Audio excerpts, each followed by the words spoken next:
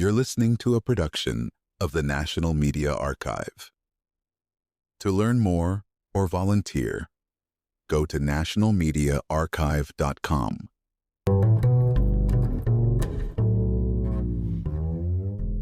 Imagine a world where the internet is a secret club for computer scientists and government researchers. That was reality until 1993, when a browser called Mosaic burst onto the scene. Now, Mosaic wasn't the first browser names like World Wide Web and Viola www came before, but it was Mosaic that took the web mainstream.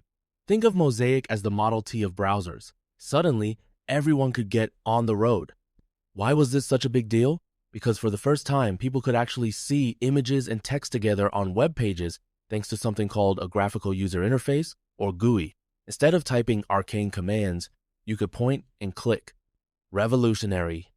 Developed by Eric Bina and Mark Andreessen at the National Center for Supercomputing Applications, Mosaic spread like wildfire. It opened the digital floodgates, and within 2 years, the web exploded from a handful of sites to tens of thousands. Now, you might be wondering, would the internet have taken off without Mosaic? Maybe, but it was Mosaic that made the web accessible, and that accessibility set the stage for the wild ride ahead. Let's hold on to that thought because the story of Mosaic is really the story of how technology, when made simple, can change everything. So what happened after Mosaic? Well, its creators, Bina and Andreessen, didn't just rest on their laurels. They launched Netscape and released Netscape Navigator in December 1994. Picture this, a browser that's fast, user-friendly, and crucially free for non-commercial use. This kicked off what tech historians call the browser wars. Suddenly, Microsoft, with its Internet Explorer, jumped into the fray. The two companies battled for control over how people accessed the web, a fight with real stakes, because whoever controlled the browser could shape the future of online business. Here's a technical term, market share. In the 90s, Netscape quickly grabbed over 80% of browser market share, only to see it chipped away as Microsoft bundled Internet Explorer for free with Windows. That's what we call a platform advantage.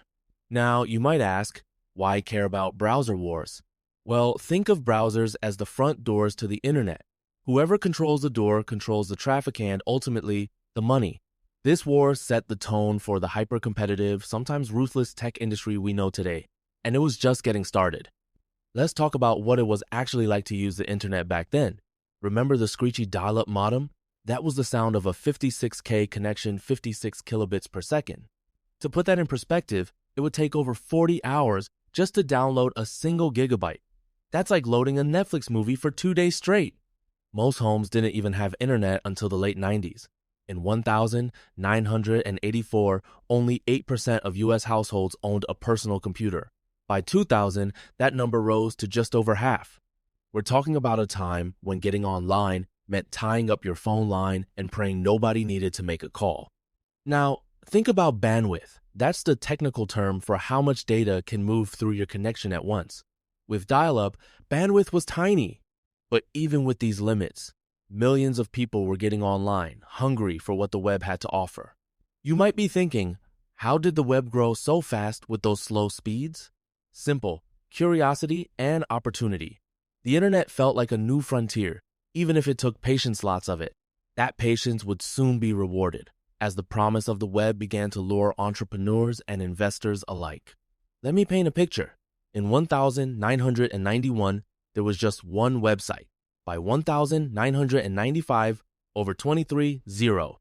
And in 1996, a staggering 257, 0. That's a nearly 0% jump in a single year. We call this exponential growth, and it's the kind of curve that gets investors' hearts racing. This explosion was fueled by the sense that the web was a goldmine. Suddenly, anyone with an idea and a bit of HTML could reach a global audience. The technical term here is barrier to entry. For the first time, it was shockingly low. Now you might be thinking, was it all hype or were there real opportunities? The answer is both. For every Amazon, there were dozens of sites that fizzled. But the sheer speed of growth created a feeding frenzy. Let me tell you a story. Yahoo was founded in 1994 as a humble web directory. Within a few years, it was valued in the billions. That kind of overnight success lit a fire under the whole industry. But as more websites popped up, investors began to ask, what actually makes a company valuable in this new world? Here's where the story takes off. August 9, 1995. Netscape goes public, meaning its shares are sold on the open market for the first time. The initial public offering, or IPO, was set at $28 per share. By the end of the day, shares almost tripled. This wasn't just a financial windfall, it was a signal. The market was hungry-starving, really, for anything related to the internet. In just 18 months, Netscape's valuation shot from $0 to $2.9 billion. That's what we call market capitalization. Now, you might ask, did Netscape have the profits to back that up? Not even close. But investors didn't care. The promise of the web was enough, and soon, any company with a .com in its name could raise millions overnight. Here's the conflict. With so much easy money, discipline went out the window. Investors prioritized speed and user growth over boring old things like revenue. This moment lit the fuse for the .com bubble era defined by optimism, speculation, and, ultimately, disaster. Let's dive deeper into the mania. From 1995 to 2001, 439 .com companies raised a staggering $34 billion through IPOs. In 1999 alone, there were 457 IPOs, many of them internet startups. That year, first-day returns for .com stocks averaged an eye-popping 89%. Here's some jargon. Valuation is what investors think a company is worth based on its potential, not its profits. And FOMO, fear of missing, outdrove valuations even higher. You might wonder, didn't anyone see the risks? Alan Greenspan, the Federal Reserve chairman, warned about irrational exuberance, but few listened. The hype cycle was too powerful. Everyone wanted in on the next Amazon. Let me tell you about Boo.com, an online fashion retailer that burned through $188 million in 6 months before crashing, or Pixelon, which spent $16 million on a single launch party. These stories were everywhere. This was the conflict. Sky-high expectations, easy money, and a refusal to ask tough questions about business fundamentals. It was a perfect storm, and it couldn't last.